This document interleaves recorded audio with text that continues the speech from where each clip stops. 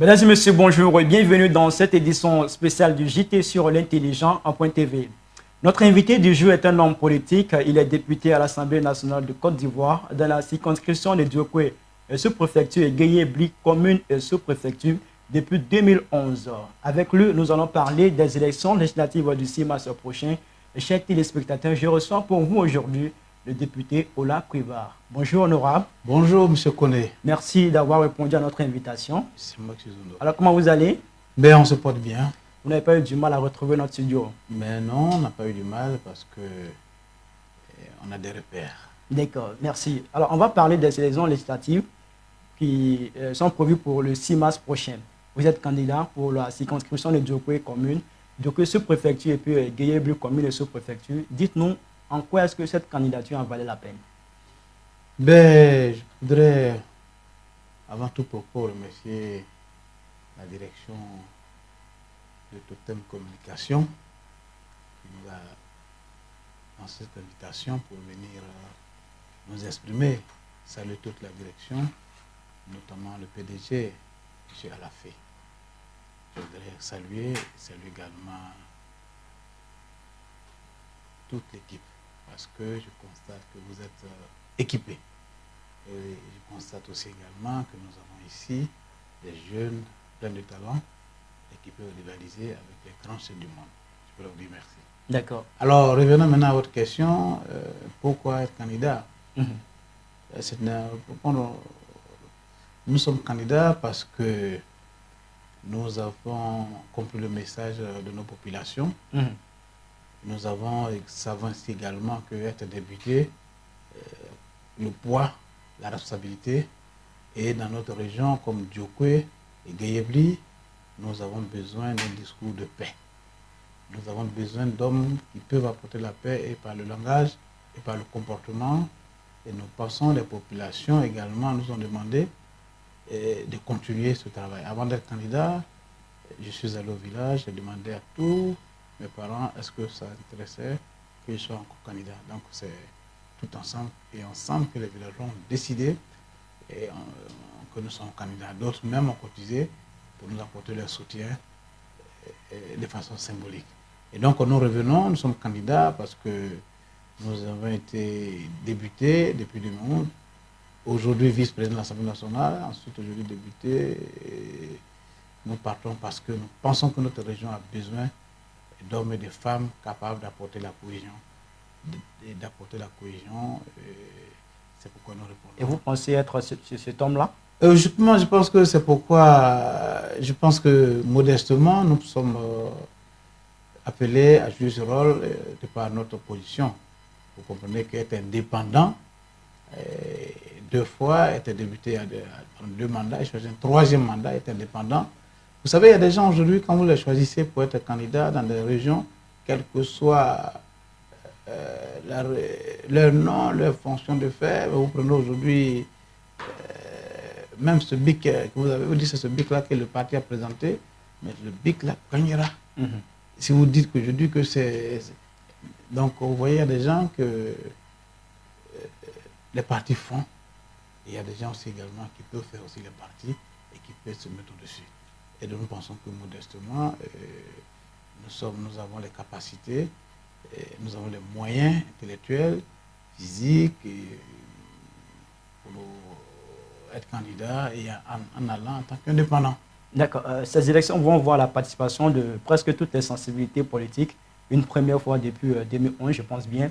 Alors, est-ce que cela ne vous fait pas craindre une défaite? Vous savez, dans la vie d'un homme, il ne faut pas craindre la défaite. Et ça fait partie de notre vie, de notre milieu. C'est comment faire pour rebondir. Écoutez, nous sommes candidats, il y a des candidats des partis politiques, il y a aussi des candidats indépendants. Nous partons à une élection où il faut respecter tous les candidats. Il n'y a pas de petits candidats. Et nous pensons que nous avons notre mot à dire au cours de ces élections. Parce que souvent, on dit non, le député n'a pas fait ça, il n'a pas fait des ponts, il n'a pas fait les routes, il n'a pas donné le développement. Souvent, bon, peut-être que c'est nous aussi les députés, ou bien certains, ou bien nous dans notre campagne, qui ne disons pas les choses véritablement à nos parents. Quand vous voulez dire que Donc, construire les ponts et autres ne font pas partie, des devoirs du député? non, le député a trois missions. Lesquels? D'abord, voter la loi, la représentation et contrôler l'État. Donc voilà les missions véritablement. L'État, dans cette perspective, l'État a compris, c'est pourquoi l'État a créé la décentralisation. D'où les mairies et les conseils qui ont les moyens pour accompagner l'État dans le développement. Bon, c'est vrai qu'il y a des moments donnés où dans nos régions, soit le maire est là avec vous, il est du même bord politique que vous, soit le président du conseil est du même bord que vous, bien sûr, il peut vous apporter des choses dont ce que la mairie pouvait faire ou le conseil pouvait faire, mais ça dépend du bord, il peut ne pas aussi faire.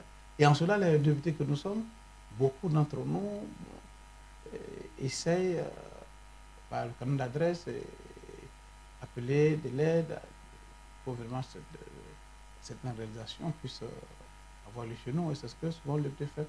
Mais les députés qui font cela, ils apportent leur contribution.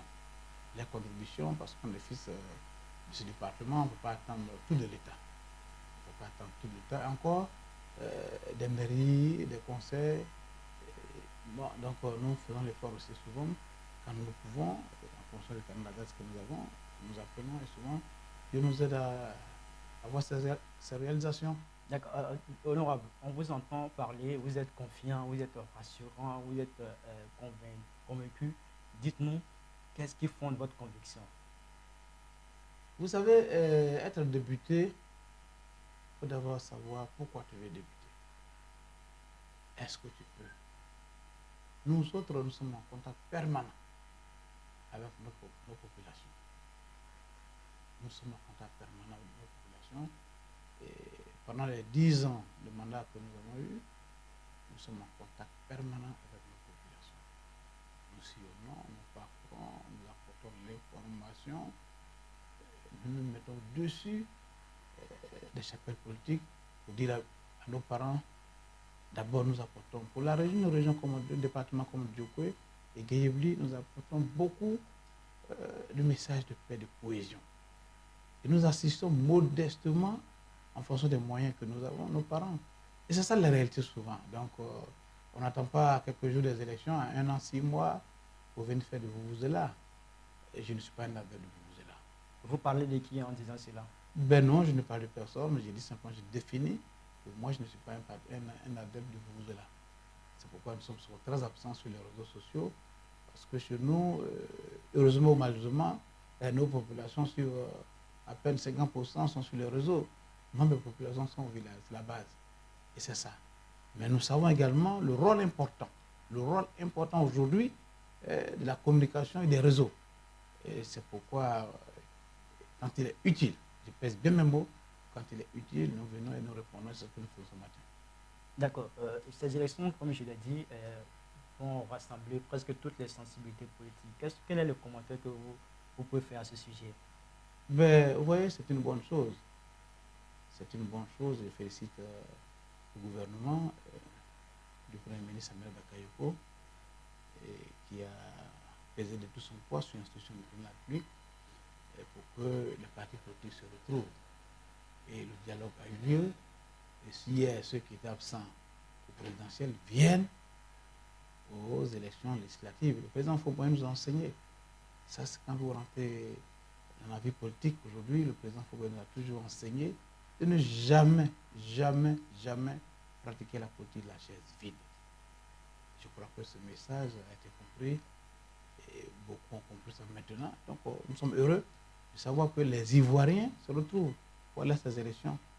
Je crois que c'est une bonne chose et que nous souhaitons simplement que la compétition soit saine et que les gens viennent réellement dans le but d'apporter leur contribution à la démocratie. Et nous ne pouvons que être heureux. D'accord. Dans quelques jours, la campagne pour ces élections va démarrer. Dites-nous, honorable, comment se fera votre campagne? Mais comme d'habitude, c'est-à-dire être simple, aller vers les populations, ne pas répondre véritablement aux calomnies et apporter le message de la paix, du rassemblement, de la cohésion et être à l'écoute de nos populations. Et être à l'écoute de nos populations, notamment les jeunes et les femmes. Notamment les jeunes et les femmes, et aussi également les hommes du troisième âge. Et également, comme nous avons eu la chance de naître au village, et nous connaissons notre culture, nos us et coutumes, c'est vrai que nous sommes des catholiques, des chrétiens, mais il faut aussi respecter nos us et coutumes, il faut apporter plus. Il faut être à l'écoute des populations, et puis expliquer à nos parents véritablement qu'est-ce que le rôle d'un député. J'ai modestie mise à part, je pense que suffisamment, pour le temps que nous avons passé à l'Assemblée nationale, pour les responsabilités que nous avons eues au Parlement, nous savons quel est le rôle d'un député. Avant la campagne, il y a ce qu'on appelle la pré-campagne. En quoi consiste-t-elle réellement, la pré-campagne? Ben, cela dépend de tout candidat, ce qu'il appelle la pré-campagne. Pour moi, la pré-campagne, c'est véritablement aller vers les populations pour annoncer déjà ce qu'on veut faire, ce qu'on doit faire, ce qu'on n'a pas pu faire pendant ce mandat et qu'on espère faire le prochain mandat. Donc, moi, dans mon cas particulier, je ne parlerai pas des autres. Je voulais vous dire simplement que nous sommes en contact avec les populations, nous les informons ce que nous avons pu faire, ce qu'on n'a pas pu faire pour telle raison, et que, évidemment, nous pouvons le faire pendant notre prochain mandat, et on explique aux populations. On écoute aussi également les cris de cœur de nos parents. On explique ça, c'est vrai, c'est le rôle du député. Par contre, ça, ce n'est pas le rôle du député. On va faire l'effort pour vous accompagner. Parce que vous trouvez des jeunes gens, des jeunes filles qui vous disent « Ah, nous, on n'a pas les moyens pour nous organiser en coopérative, on n'a pas les moyens pour financer nos projets. » Mais ce n'est pas le rôle du député. C'est le rôle de qui? C'est le rôle du conseil de la mairie. Je dirais même de l'État. Parce qu'il y a un ministère. Ils vous disent que non, on a fait les dossiers. Écoute, quand on vous pose ces problèmes et que vous pouvez apporter une solution de façon personnelle, vous le faites, vous nous expliquez. On va le faire parce que on est venu vers nous et nos moyens nous permettent de le faire aujourd'hui. Mais en principe, c'est pas bon, donc on le fait. Et aujourd'hui, la pré-campagne, c'est ça, aller vers les gens, expliquer et surtout leur annoncer votre intention d'être candidat. Parce que la candidature, elle est confirmée lorsque la commission électorale, le conseil constitutionnel valide vos dossiers en ce moment. Vous retournez vers les parents et en respectant les délais de la commission électorale indépendante. Par exemple, la campagne commence le 26 à minuit. Donc, il faut respecter tout ça pour ne pas être frappé par les tests de la commission électorale indépendante, mais il faut respecter. Je pense que quand on veut débuter, il faut s'inscrire dans cette logique de respect des tests que nous-mêmes nous sommes donnés. Et donc, il faut respecter les tests, il faut être... donc, c'est ce que nous faisons. Et aujourd'hui, maintenant que la campagne va s'ouvrir dans quelques heures, écoutez, nous serons encore sur le terrain avec une équipe qui nous accompagne. Mais vous savez, nous ne sommes pas confiants seulement parce qu'on va gagner ces élections. Mais nous sommes confiants parce que le climat de paix, de cohésion, nous autres, nous avons pesé avec beaucoup de frères, d'aînés, de jeunes, et pour notre région, à ces élections présidentielles, qu'il y ait la paix. Nous avons reçu ce pari. Nous voulons que également ces élections législatives, qu'il y ait la paix. Parce qu'au fait qu'ils gagnent, ce n'est pas nos modestes personnes. Alors, la pré-campagne telle que définie par vous, est-ce que ce n'est pas une forme déguisée de campagne? Vous partez au contact des populations, vous leur expliquez vos projets. Est-ce que ce n'est pas une forme déguisée de campagne? Ben écoutez, pour le député sortant que nous sommes, nous ne pensons pas que c'est une forme déguisée. Je voudrais prendre l'exemple du président de la République. Tant qu'il est en fonction, il exerce ses fonctions du président de la République, il fait des visites d'État, il va, ce n'est pas une campagne. Bon, il est dans l'exercice de ses fonctions. C'est quoi? Ce n'est pas une campagne, c'est quoi? Bon, il est en contact, il continue son rôle de président de la République, comme le député, le député, tant qu'il n'y a pas d'élection, qu'il n'y a pas un nouveau député, mais le député, il est en exercice, il fait ce qu'il fait. Aujourd'hui, jusqu'à ce qu'il y ait un nouveau député, nous sommes en fonction. Et donc, aller vers nos populations, expliquer nos populations ce qui se passe à l'Assemblée nationale, ce qui se passe en Côte d'Ivoire, dans le monde et dans le monde. Nous ne sommes pas en campagne. Nous sommes dans l'exercice de notre fonction. Est-ce que c'est ce que vous faites sur le terrain? Est-ce que quand vous partez au contact de ces populations, est-ce que vous leur expliquez les lois que vous votez, Nous expliquons les lois. On vous suit un peu partout. Quand vous rencontrez les populations, c'est pour leur dire je suis candidat, voici ce que je prévois pour vous. C'est ça aussi la campagne, n'est-ce pas? Oui, bon, écoutez, moi je pense que nous n'allons pas sur le terrain pour dire votez pour moi. Bon, nous ne disons pas cela parce que cela est interdit par la Constitution électorale indépendante. Nous n'avons pas des affiches, nous ne discutons pas. Nous parlons dans le cas qui nous est concerné. Nous disons que dans l'exercice de nos fonctions, nous sommes en exercice en ce moment et nous parlons des réalités du pays. Expliquer aux parents les lois, expliquer aux parents également l'actualité, expliquer aux parents et que nous sommes tous des Ivoiriens. Il faut que dès que ces élections ne nous divisent pas, c'est le rôle de député aussi également. Mais pourquoi attendre cette période? Pourquoi attendre quelques jours de l'élection? Les députés, les parlementaires, on a pu le faire. Mais peut-être que c'est maintenant que certainement la presse a un regard sur le planning des députés. C'est ce qu'on voit régulièrement. Non, mais les parlementaires le font, nous le faisons, c'est notre rôle, jusqu'à ce qu'il y ait... Moi, je connais aujourd'hui des députés qui sont plus candidats, mais qui sont sur le terrain, qui expliquent à leur population d'aller dans un esprit de cohésion, de fraternité. Vrai, ceux-là ne sont pas candidats, mais ils sont toujours en exercice, ils font le travail. Je vous ai donné l'exemple du président de la République tout à l'heure. Le président de la République, tant qu'il n'y a pas d'élection, qu'il n'y a pas de nouveau, il est en exercice. Et les textes sont clairs. Le député également, tant qu'il n'y a pas d'élection et qu'il n'y a pas un nouveau député, il est dans le rôle, dans ce que nous faisons.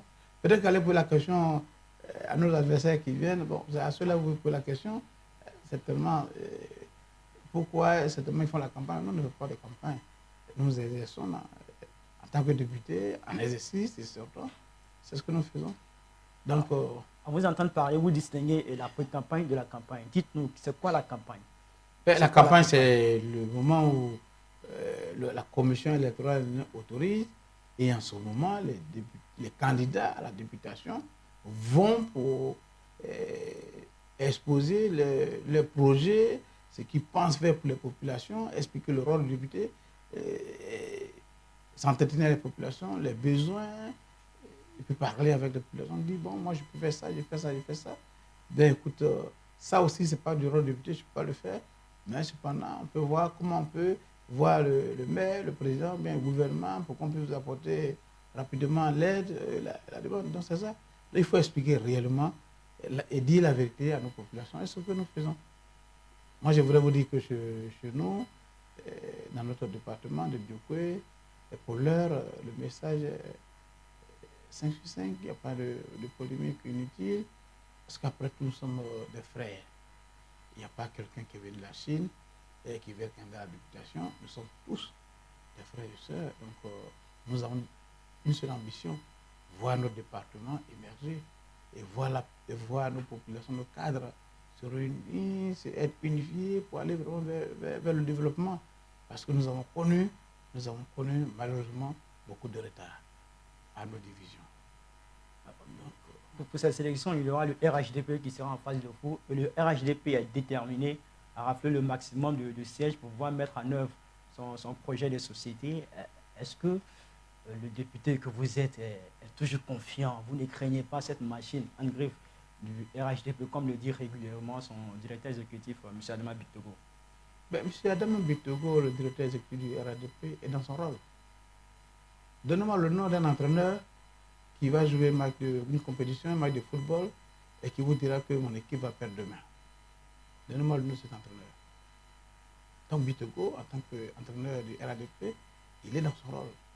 Et je lui souhaite bonne chance. Mais nous aussi également, qui avons décidé d'être candidats en tant qu'indépendants, et nous partons avec nos chances. Je vous ai dit tout à l'heure que ça fait la deuxième fois, j'ai fait 2 mandats où j'étais candidat indépendant. J'ai dit, il y a des gens qui font des partis politiques, et il y a des gens qui font des partis politiques. Je voudrais modestement, avec l'aide de Dieu, m'inscrire sur cette liste. Alors, parlant de pré-campagne toujours, est-ce qu'il y a des limites à ne pas franchir dans la pré-campagne? Oui, il y a des limites à ne pas franchir. Dans le pré-campagne, vous ne pouvez pas, tant que les listes sont pas, tant que les dates de campagne vont être prêtes, vous ne pouvez pas vous autoriser à mettre des affiches, vous ne pouvez pas vous faire des concerts pour dire votez pour moi, et puis porter des... Ça ne se fait pas. Et tout de suite, si vos adversaires saisissent la commission électorale indépendante, vous êtes disqualifié. Il y a un minimum, je pense que ce minimum, nous, en tout cas, nous le respectons. nous respectons. La CEI a récemment produit un communiqué pour interpeller les candidats. Je sais que vous avez eu écho de cela. Et les menacés de radiation. En le faisant, est-ce que la CEI n'a-t-elle pas admis que vous, les candidats, vous êtes déjà en campagne? Ben, moi, je parle de ma circonscription. La CEI, elle a un mandat national et elle contrôle le territoire. Donc, je sais que si la commission électorale indépendante a produit ce communiqué, je pense qu'elle a des éléments auxquels moi, je ne peux pas répondre maintenant. Je sais que je connais les tests et j'applique les tests. Pour l'heure, chez moi-même, également, il n'y a pas de candidat qui n'a pas respecté les consignes données par la commission électorale. Donc, je pense que chez moi, nous n'avons pas ce problème. Vous n'avez pas de problème? Nous n'avons pas de problème de pré-campagne où les gens vont. Non, nous n'avons pas ce problème-là. Sinon, les candidats l'auraient dénoncé et personne. Je pense que nous avons les mêmes chances, nous partons les mêmes chances. Et il appartient aux populations de désigner qui sera leur porte-parole. En fait, c'est ça qu'il est question. D'accord. Vous venez, parlant toujours de ces législatives, vous venez de vous acquitter des droits au Burida pour l'exploitation des œuvres de l'esprit pendant la campagne. Dites-nous d'abord combien cela vous a coûté. Ben, je ne vois pas ça en termes de combien ça a coûté, c'est pas ça le problème. On veut savoir quand même. Je pense que vous êtes une télévision très outillée, au moment voulu, enfin, vous allez répondre. Mais ce n'est pas ça qui est important. Ce qui est important que je vais vous dire, c'est qu'il faut respecter. Nous avons voté des tests où nous devons permettre à nos artistes, le Burida d'avoir les moyens de s'occuper de nos artistes. Vous savez, il est choquant de dire, voilà tel artiste qui a fait telle bonne chose, pour aujourd'hui pas payer des médicaments, il est mourant. Et donc le Parlement, avec le ministre Bandama à l'époque, il envoie des tests que nous avons votés, qui font obligation aux élus que nous sommes et de payer nos tests. Donc en tant que député, il fallait aller répondre à ce devoir citoyen. Et c'est ce que nous avons fait. Et ce que nous avons fait. Nous sommes arrivés là-bas et bon, dans les causeries, j'ai vu que certains de mes amis, peut-être que il y en a qui sont en campagne au village, qui sont en pré-campagne au village, d'autres sont absents. Et ces personnes qui comptent beaucoup pour moi. Qui comptent beaucoup pour moi. Vous voyez, dans l'occasion, le Premier ministre Ahmed Bakayoko n'est pas là aujourd'hui. C'est un monsieur de notre génération, il pèse bien même beau. Et celui pour moi qui ressemble plus au président Fauboigny. Pourquoi? Dans la démarche. Dans la démarche, dans les idées, dans ce que nous appelons le respect. Parce que la politique, pour finalité de l'homme. Et ce monsieur, depuis notre jeune âge, a toujours œuvré dans ce sens. Il est soucieux des autres. Et quand je suis arrivé là-bas, je disais peut-être que c'était un problème de communication, peut-être d'information. Et je me suis dit, bon, pourquoi ne pas payer? C'est lui l'État, il le fait toujours pour nous. Et pourquoi nous, au moins si on a cette occasion, on ne fait pas. Et on en fait pour d'autres, des aînés, d'autres personnes. Anne Ouloto, oui, également. Touré, oui. Tous des candidats RHDP. Oui, maintenant, pourquoi? Il ne faut pas avoir le fait de. Avant d'être candidat RHDP, nous étions tous à l'époque au PDC RDA. Et puis, on a une fraternité vraie. En dehors des partis politiques, on se fréquente. Moi, je partage beaucoup de choses avec ces personnes. Quels sont vos liens? Nos liens sont d'abord des liens parce qu'on s'est donné des consignes, quel que soit comment nous allons faire pour que nos parents retrouvent la paix et qu'il n'y ait pas de haine. Et donc, le fait d'être RADP, de ne pas RADP, ce n'est pas ça le problème. Le problème aujourd'hui, nous avons une vision, nous on a la chance. Permettez-moi de dire cela, grâce à Dieu, nous on a nos 3 repas, 4 repas. Est-ce que vous pensez que nos populations, il y en a aujourd'hui, au moment où nous parlons, qui n'ont même pas ne peuvent pas faire face à une ordonnance de 2 000, 3 000 francs. Il y en a depuis hier qui n'ont pas mangé. C'est ça, la réalité sur le terrain. Et donc, on n'a pas perdu notre temps dans nos parlementaires. Non, ce n'est pas ça qui intéresse la population. Ce qui intéresse la population, comment leur apporter la paix, la cohésion. Mais c'est quand ils voient leurs fils, leurs enfants unis, quel que soit le bord politique. Quel que soit le bord politique. C'est ça qui est important. Moi, j'ai des parents et des amis et frères FPI, j'ai des parents RADP, j'ai des parents PDCI. Le PDCI, moi, m'a tout donné. J'ai reçu tout du PDCI RDA. Quoi? Oui, ma formation politique, quand on est jeune, comme moi et qu'on ait la chance d'être reçu à plusieurs reprises par le président Fauboin et à Abidjan, Yamoussoukro et à Paris, je pense que c'est une fierté. Et je pense qu'on a pu en traitement du Bureau national du mieux ici, à l'époque. Et donc, vraiment, on a eu la formation. Mais aujourd'hui, nous avons notre façon de voir. La Côte d'Ivoire de demain, ce ne sera pas forcément la Côte d'Ivoire des partis politiques. Dans 5 ans, nous allons nous retrouver pour dire qui est le mieux placé parmi nous. Qui est le mieux placé parmi nous. Et la Côte d'Ivoire la Côte d'Ivoire de demain commence à se construire maintenant. Donc, ne voyez pas en termes de RHDP, des amis RHDP, c'est une coïncidence, mais c'est parce qu'il y a des bonnes relations avec ces personnes. Est-ce que vous ne cherchez pas à plaire au RHDP comme le font certaines personnes? Écoutez, je ne cherche pas à plaire au RHDP. J'ai été directeur de campagne du président Hassan Ouattara dans le département de Diokwe. Et j'ai été directeur de campagne en 2015 et avec Anne Désiré Ouloto dans la région du Guémon. Vous savez, j'ai toujours dit aux gens que si tu n'as pas la crainte de ton frère, mais il faut avoir la crainte de Dieu. Moi, j'ai la crainte de Dieu. En 2013, j'ai été frappé par un malheur, mon épouse et moi. Mais Dieu est passé par un monsieur qui s'appelle Ahmed Bakayoko. C'était quoi ce malheur avant d'aller plus loin? Nous avons eu un accident, on partait au village, et on a été frappé, ma fille est à son âme, elle est décédée malheureusement au cours de cet accident. Il a plu au ministre Ahmed Bakayoko lorsque mon collaborateur l'a appelé d'envoyer immédiatement des moyens médicaux, médicalisés avec des médecins à bord pour nous envoyer à Abidjan. Et vous parlez de Adama Bitogo? Oui, donc je parle d'Ahmed Bakayoko. D'accord. Ahmed Bakayoko et le président de la République, son frère Ibrahim Ouattara, j'ai reçu les soins. Je suis parti après en Europe, aux États-Unis. Donc dans la vie, il y a ce qu'on appelle la reconnaissance. Il faut des reconnaissances.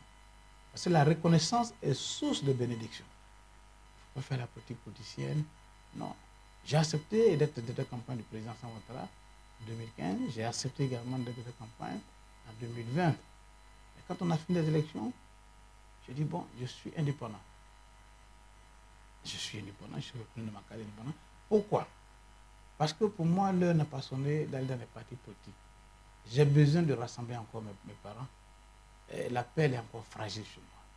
Elle est encore fragile pour moi pour sauter dans les chapelles politiques. C'est pourquoi je suis resté indépendant. Quel que soit ce que cela peut me coûter pendant ces élections, parce que ce n'est pas facile. Avoir la machine de parti au pouvoir contre avec d'autres, ben, ce n'est pas facile, mais nous assumons. Faut-il s'attendre bientôt aux députés ou la priva au sein du RHDP? Ben, écoutez, je n'ai rien contre le RHDP, mais pour l'heure, ce n'est pas ma préoccupation. Pour l'heure, ce n'est pas ma préoccupation. Ma préoccupation, c'est de réussir la cohésion, la paix, qui est encore fragile dans nos régions. Chaque région a ses réalités. Moi, je connais bien ma région. Ma région a beaucoup de réalités, a beaucoup de problèmes de cohésion, de paix. En tant que député, pour les mandats que j'ai eus, il faut encore continuer ce travail de cohésion, de paix, de rassemblement. Vous parlez de reconnaissance à l'endroit du Premier ministre Ahmed Bakayoko. Est-ce que, toujours dans cette même optique de reconnaissance, vous ne pouvez pas intégrer le RHDP? Vous savez, j'ai beaucoup de respect pour ce monsieur qui a aussi du respect pour ma modeste personne. Il ne m'a jamais dit viens. Et ça n'a jamais été une discussion. Si tu veux venir au RHDP, tu viens, mais ce n'est pas sa préoccupation. Si tu viens librement, mais il ne fait pas de ça un préalable à nos relations. Mais il y a quelqu'un qui sont contre cela? Ben oui, souvent on entend dire qu'il n'est pas RHDP, mais il est tout le temps chez le Premier ministre. Le Premier ministre va chez lui, mais la dernière fois le Premier ministre est arrivé chez moi. Il a pris son hélico, malgré l'opposition des uns et des autres, il est arrivé chez moi, au village, il a parlé à mes parents. Et je pense que c'est la fraternité. Il y a un temps pour la politique et aussi il doit y avoir un temps pour la fraternité. Nous nous connaissons depuis de longues années, on est ensemble. C'est ça la Côte d'Ivoire de demain. Vous êtes connu également comme un très proche de l'ancien président de l'Assemblée nationale, M. Guillaume Soro, qui est actuellement en exil en France. Dites-nous, quels sont vos rapports aujourd'hui? Guillaume Soro est un monsieur que je respecte beaucoup, parce qu'il m'a donné ma chance au Parlement ivoirien. Il m'a souvent envoyé en mission. Et avant même de partir du Parlement, il m'a même signé un document me permettant d'assurer son intérim. Et donc, j'ai eu des relations de président, vice-président au niveau du Parlement. Il a eu du respect pour ma modeste personne, il me confiait tout. Malheureusement, aujourd'hui, il n'est pas là et je garderai toujours une belle image de ce monsieur. Comprenez que je suis un croyant. Je suis un croyant, ce monsieur, je l'ai connu. Et nos relations se sont renforcées par le biais du Premier ministre Amadou Bakayoko. Donc, aujourd'hui, en exil, beaucoup auraient souhaité que je claque la porte, que je l'attaque, que je le tue, que je fais comme... Non, ceux qui le font ont leur raison, moi je ne le ferai jamais. Je ne le ferai jamais parce que j'ai d'autres voies, d'autres buts pour parler avec lui. Ce n'est pas à travers les réseaux sociaux, la presse que je parle avec Dieu. Est-ce que vous ne regrettez pas ce fait qu'il est rompu avec le RHDP aujourd'hui? Au dernier congrès du RDR RHDP, c'est moi qui l'ai représenté, mais en tant que vice-président national, je l'ai représenté. Même au sein du RHDP, c'est moi qui l'ai envoyé. Et vous dites que souffrez que véritablement cette question, que je n'arrive pas le temps là-dessus parce que c'est des problèmes sensibles. C'est un signe de regret, n'est-ce pas? Oh, un signe de regret. Bon, le fait qu'il soit parti du RHDP. Votre silence? Mon silence, c'est que je n'ai pas voulu que cela arrive. Et avec les commentaires, tout ce que nous voyons aujourd'hui, je pense que l'occasion me sera donnée une autre fois. Et, je suis un Africain. Je suis un Africain et entre le père, Dieu m'a toujours dit que le président Alassane Ouattara est son père. Il me l'a toujours dit. Il m'a toujours écouté. Malheureusement, ces derniers temps, la situation est désolante pour moi. Elle est difficile d'ailleurs, mais je suis convaincu. Je suis convaincu que si M. Henri Konan Bédié et M. Alassane Ouattara, à la mort du président Faure-Boigny, vous savez ce qui s'est passé. Le président Bédié m'a fait un livre, Les chemins de ma vie. Je vous invite à relire ce livre. Après ça, ils sont retrouvés à Paris pour créer le RHDP. Quand vous avez vu ça, vous devez vous interroger. Il faut interroger l'histoire. Parce que souvent, quand on n'interroge pas l'histoire, ça vous amène à bégayer. Donc moi aujourd'hui, si je regarde, j'interroge l'histoire, si le président Henri Konan Bédié et le président Alassane Ouattara se sont retrouvés après la mort de Faure-Boigny, il y a eu des dégâts au niveau du PDC, au niveau du RADP, du RDA d'alors. Et quelques années après, ils sont retrouvés à Paris, grand frère, petit frère. Il y a eu des appels d'Aouko, même si aujourd'hui, maintenant, il y a un froid. Pourquoi pas demain que Guillaume Soro et son père se retrouvent? Est-ce que c'est le même cas?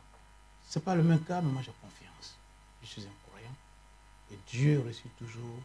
Là où les hommes n'ont pas réussi, il faut faire confiance à Dieu. Alors, ce n'est pas le même cas, mais vous direz que vous êtes en Côte d'Ivoire avec nous.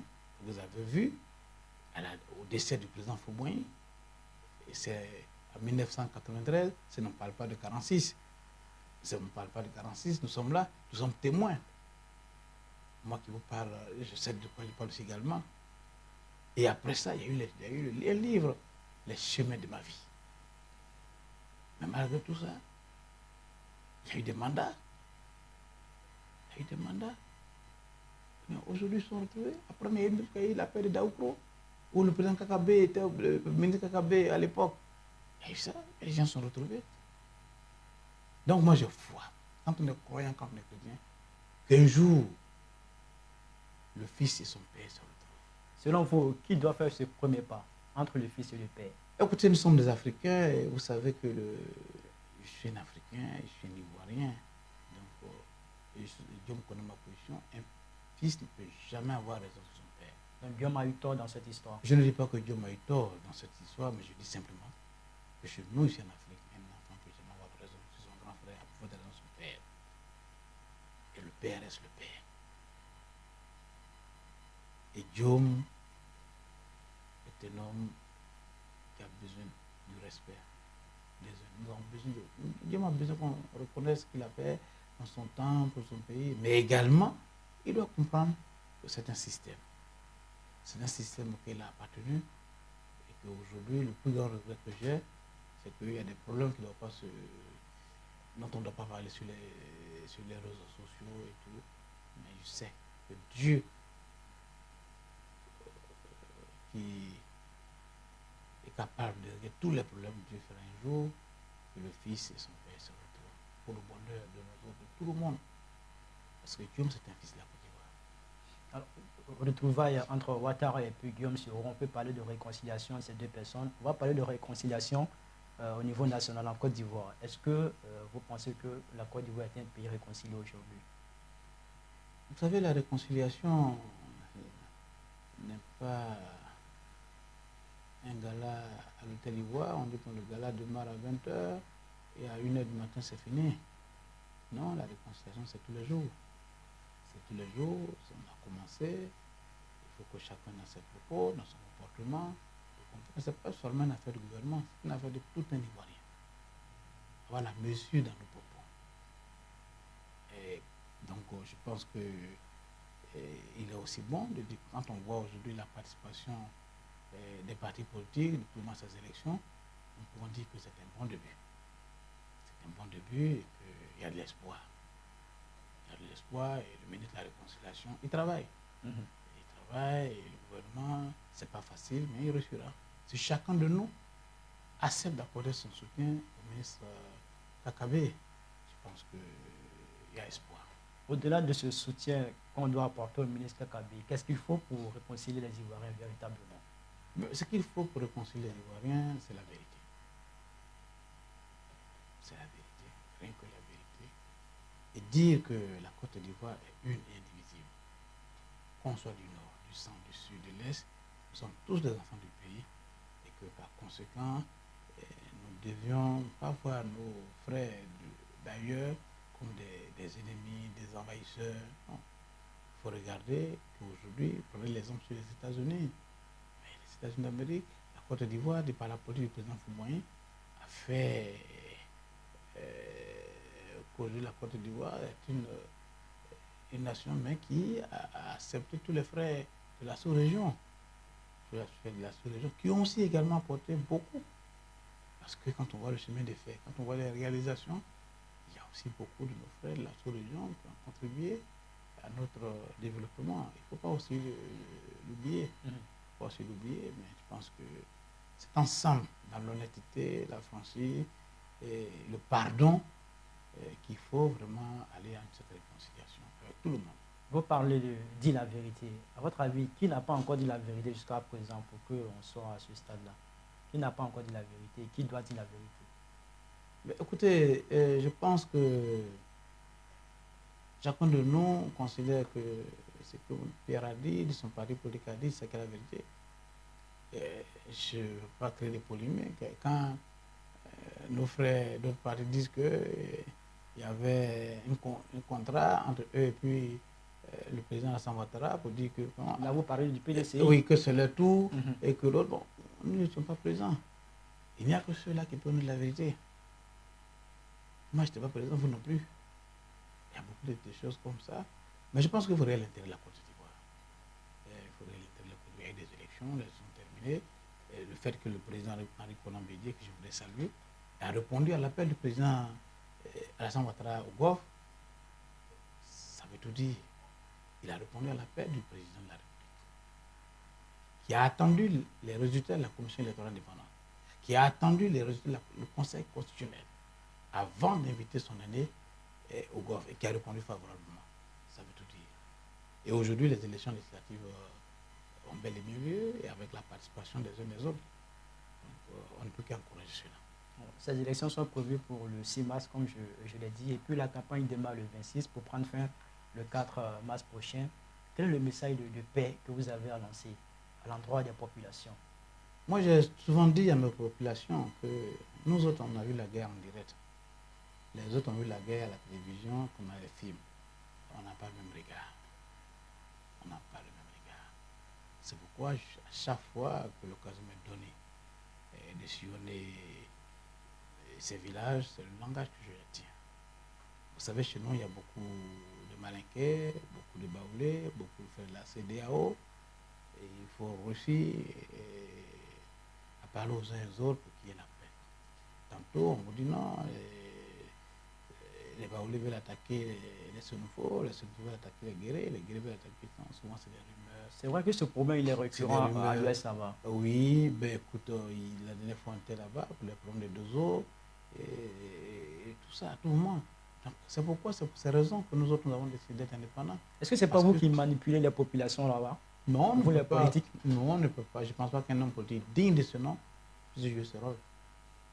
En tout cas, je ne pense pas qu'un homme politique digne de ce nom puisse jouer ce rôle. Mais qu'est-ce qui justifie, qu'est-ce qui explique ces affrontements réguliers entre les communautés? D'abord, aujourd'hui, il y a un souci de terre. Souci de terre. Même ça ne suffit même pas même à nos populations et les autres venus d'ailleurs. On pense que ces envahisseurs, ils sont venus, c'est un souci. Il y a un souci. C'est comme en Côte d'Ivoire partout aujourd'hui. Ce même problème, vous parlez à Bangourou, vous partez à Touba, que je connais bien. Ces problèmes de terre sont aujourd'hui, c'est un problème national. Donc souvent, c'est ça. Et également, il y a ceux qui, évidemment, ont l'intention de trouver des moyens pour que nos populations se livrent à ces jeux aussi également. Qui sont ceux-là? Ben, je ne peux pas vous dire aujourd'hui, Pierre-Paul, pas forcément les politiques, ça s'appelle les politiques, pas forcément les politiques. Parce que les politiques aussi, également, tout le monde est politique. À la fin, tout le monde est politique. Il n'y a pas une école sortie d'université pour dire que tout le monde est politique aujourd'hui. On parle des hommes politiques que vous êtes, vous qui partez régulièrement au contact de la aujourd'hui même, excusez-moi du terme, je candidat. respecte bien ce corps de métier. Le manager du village te dira que lui, il est politique, quelque chose. Je respecte encore ce corps de métier des maçons. Et quand on va, il dit, nous, on a longtemps dans la politique. Mais là, on parle de politique que vous êtes. Oui, donc moi, je pense que tout le monde est politique aujourd'hui en Côte d'Ivoire. Sinon, tout le monde, c'est vraiment un homme politique aujourd'hui. Seulement, peut-être que c'est la fonction. Et il va te dire que le président est différent de chez lui, donc il est politique. Oui, c'est de vous que je parle, justement. Donc, non, je pense qu'il faut travailler, chacun de nous, quel que soit le bord politique, il faut travailler, si on aime tant la Côte d'Ivoire, il faut faire fi de nos appartenances politiques pour regarder l'intérêt de ce pays. Et justement, comment vous travaillez de sorte à éradiquer ce problème-là? Comment vous travaillez? Moi, je vais vous donner la petite histoire. Pourquoi les gens disent non, le député Priva Oula, il s'entend bien avec maintenant le député de Diokoé commune, Flanizara. À l'époque, on avait un autre député, Yaoumé. Et non, parce que nous, on s'est retrouvés. Elle est députée de la commune de Diokoé. Elle est malinquée, elle est RDA, aujourd'hui RHDP. Moi, j'étais PDCI et aujourd'hui indépendant. Mais on s'est retrouvés, on a dit, bon, pour l'intérêt de nos populations, on doit nous voir constamment ensemble pour que nos parents comprennent qu'on sont les mêmes choses. Vous savez, la femme guérée, elle fait 9 mois avant d'accoucher. La femme malinquée fait 9 mois. La femme baoulée fait 9 mois. On est tous la même chose. Même la femme française. La femme française. Même américaine aussi. Oui. Donc, pourquoi se tirailler?